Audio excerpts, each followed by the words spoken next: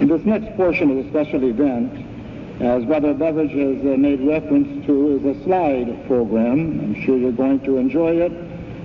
The title itself is one that needs consideration. A small number becomes a nation. Brother Beveridge. Now we're going to talk about, with all due respect, my favorite country, España, Spain, where we lived for 19 years. We shared their culture, we shared their preaching, we shared their spontaneous happiness, we shared their hospitality. For when you speak of Spain, you are speaking of a very warm-hearted people. It's a mixed nation with great variations. But when you hear the word Spain, España, what does that conjure up in your mind? I'm sure some image must flash through. We all know something about Spain. Maybe the image in your mind was that of a bullfight, or what you see every July on the news here when they have the bulls running through Pamplona, through the streets, and there are those men dressed in white with a newspaper trying to hit the bull as it goes running by. Well, please don't think that all of the population of Spain goes to bullfights or goes running the streets of Pamplona. It is a minority activity, and it is promoted to a great extent by the 43 million tourists who go to Spain every year. 43 million tourists. And many of them think if they don't go to a bullfight, they haven't been to Spain. But maybe you didn't think of bullfights. Maybe when I said Spain, you thought of wild flamenco dancing to a gypsy guitar. Ole. Beautiful. Or if you're interested in the history, then perhaps you recall the Spanish Inquisition, the torturing and the death of heretics for not following Catholic doctrine. Or if you're interested in modern history, then maybe you remembered Generalissimo Franco, the dictator of Spain during some 40 years. Or maybe you thought of good Spanish wine, and there's no harm in that. You've got your wine in California. Well, they've got good wine in Spain too. Well, Spain is a mixture of all of these and many other factors.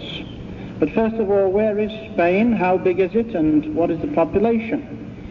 Spain is found on the extreme western end of Europe, forming a peninsula together with Portugal, and it is bordered by the cold waters of the Atlantic on the northwest, and then by the warm, translucent waters of the Mediterranean over on the eastern side. As a country, Spain is slightly larger than California, but somewhat smaller than Texas. But then most countries of the world are smaller than Texas. And yet, Spain has the population of California and Texas combined. 38 million people in Spain. And so there we find a rich field for the preaching of the good news of the kingdom in this 20th century. And so Jehovah has seen to it that the truth has penetrated into that nation ever since around about 1919, 1920. Of course, it's a country that's been dominated by the Catholic Church for centuries, and the Catholic Church has participated in shaping the history of the nation in the political and the religious sense. But let us not forget that during some 8 centuries, Spain was also occupied by the Muslims. From the 8th century on to the end of the 15th century, the Muslims from North Africa were occupying a large portion of Spain, and their influence can be found in Spain to this day, both in the physical features of the people of southern Spain, of Andalusia, and also in the language.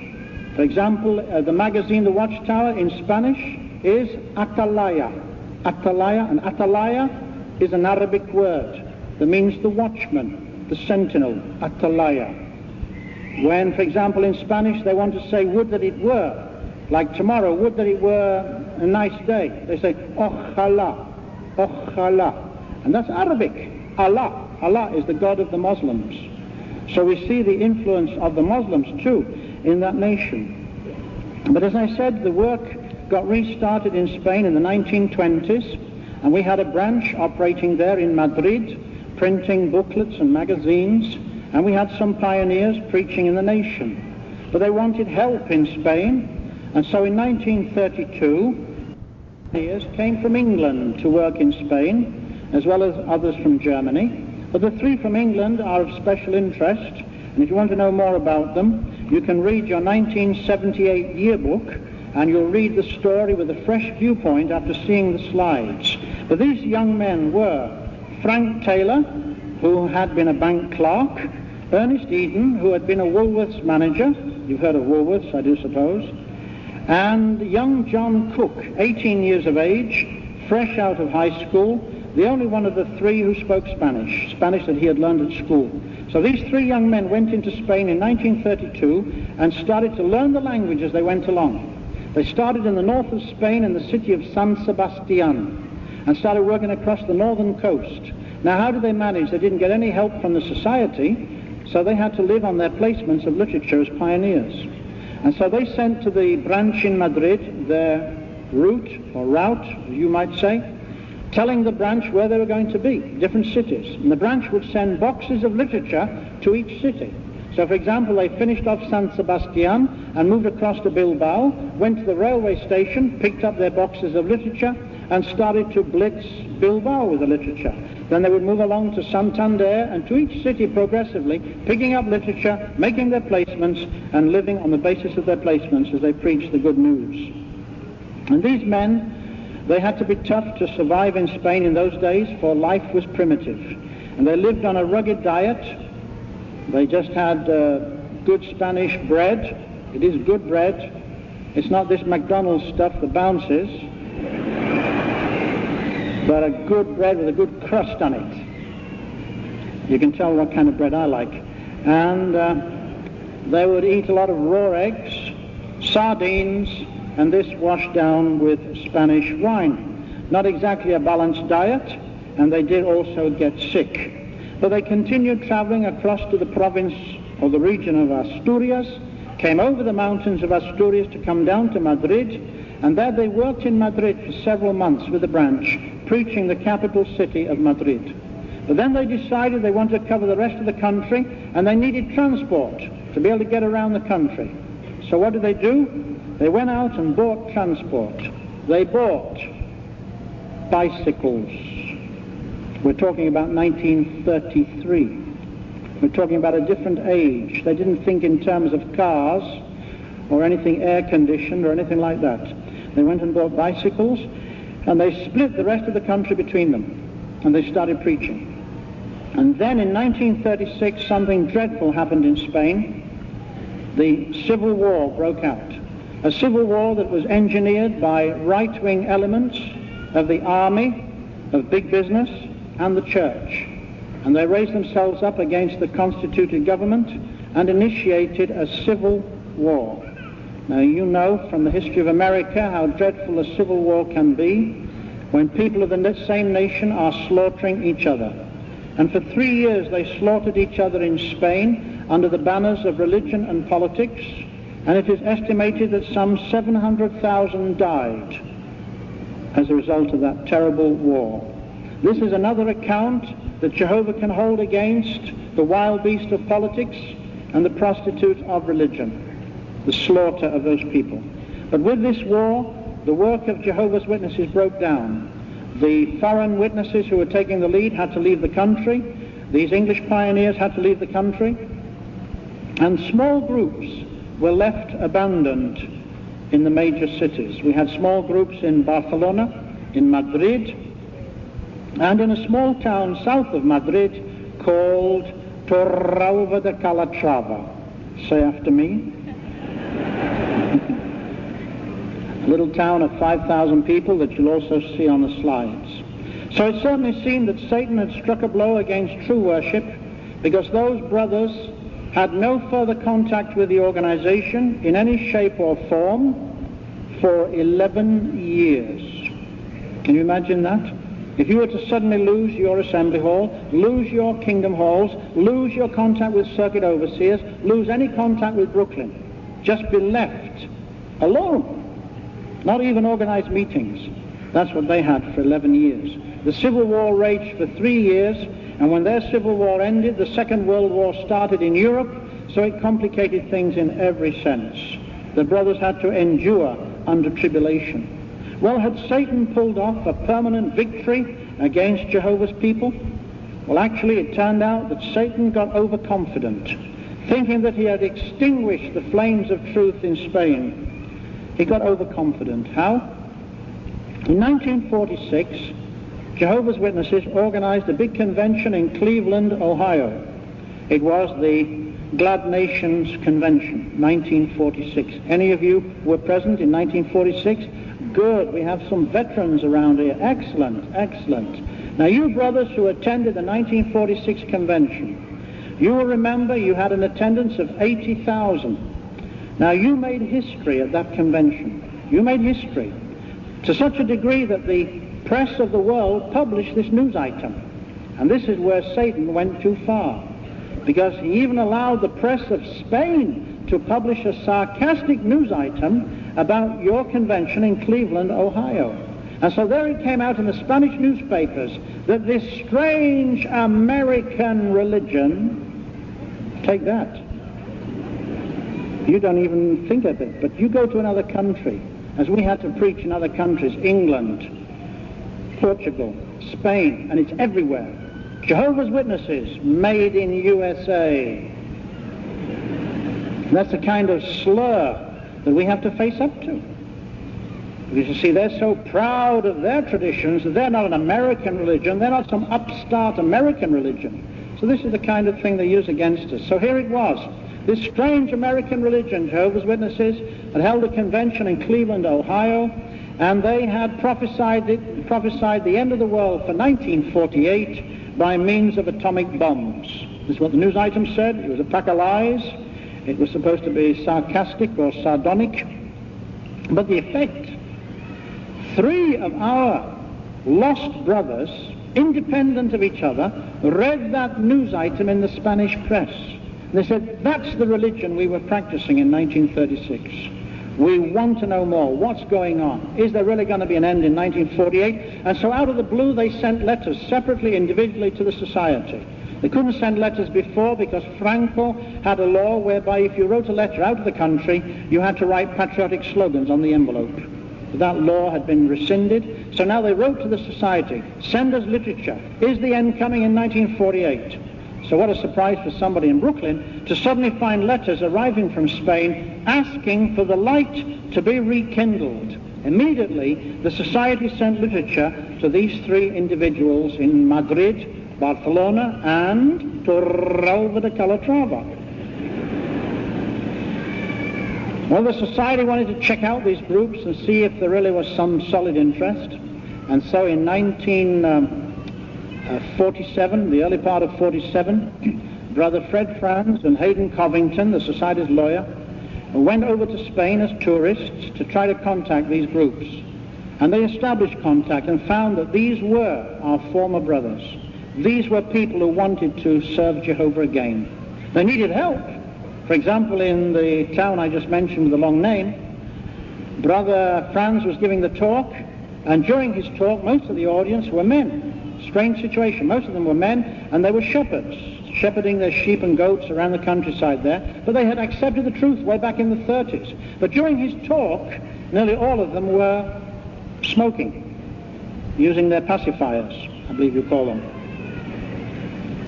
And so he realized they needed help, and Brother Covington made sure they got it. So they were given counsel on that.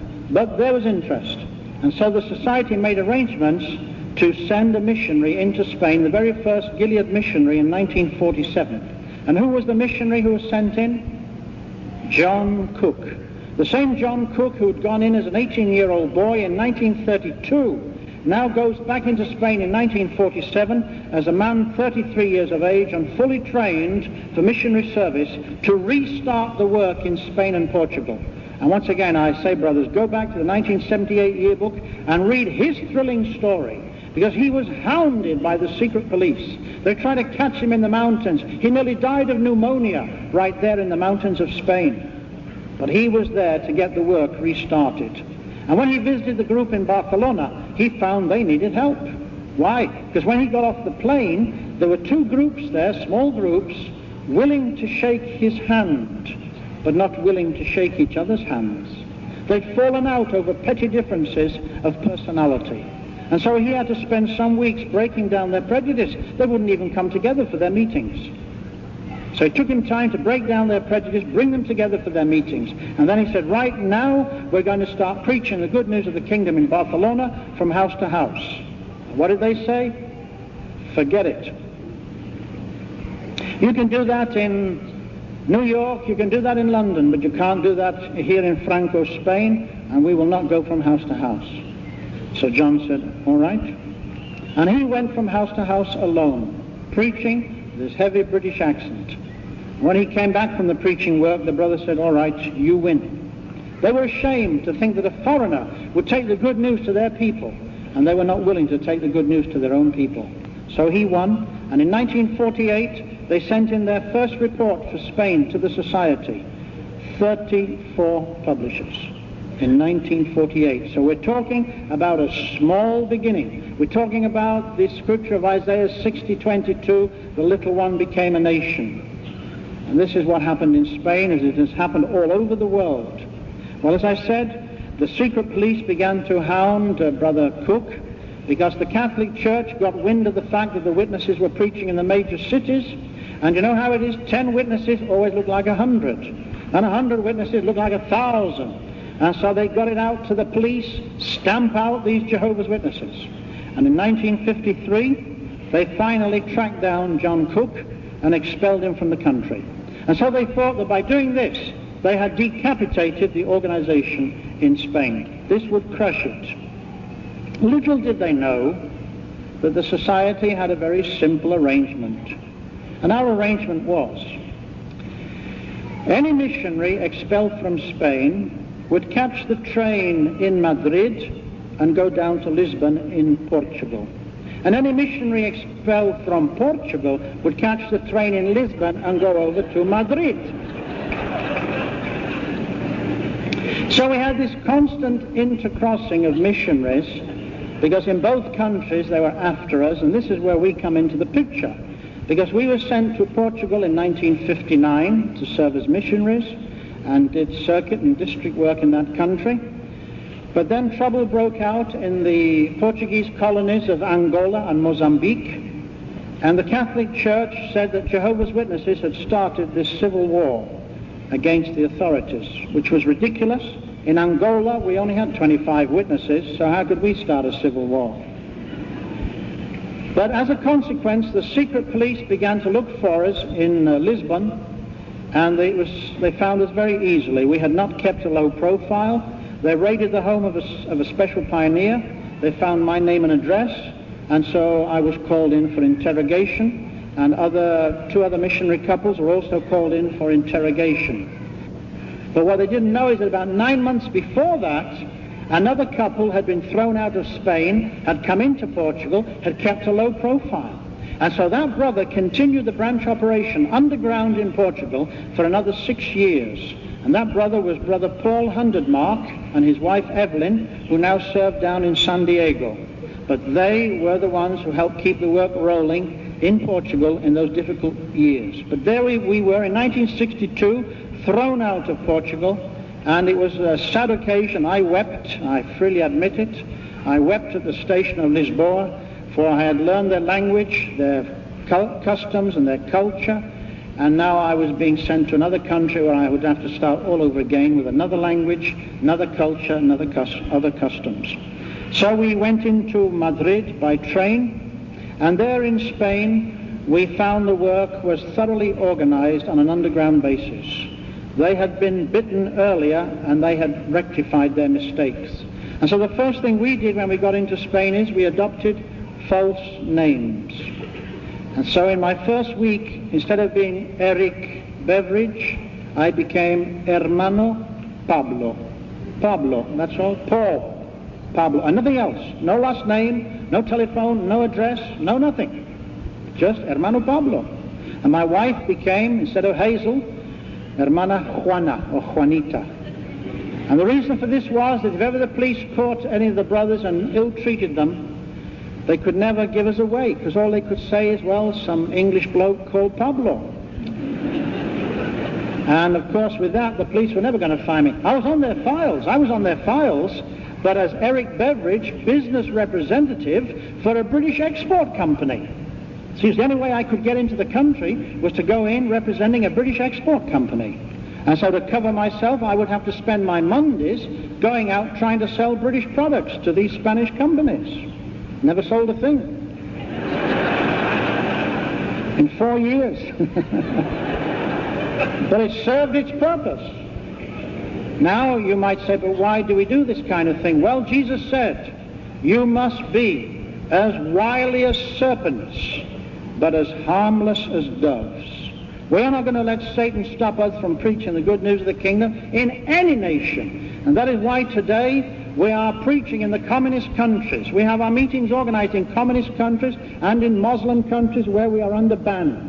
Because we find a way to beat the ban. Because we are going to carry out our commission. And so likewise in Spain. And when we got to Spain, the meetings were underground. The meetings were underground in this sense. No kingdom halls at all. Meetings held in private homes, secretly, at group level. And this will help you to understand, brothers, why you have the group arrangement, why you have the book study arrangement.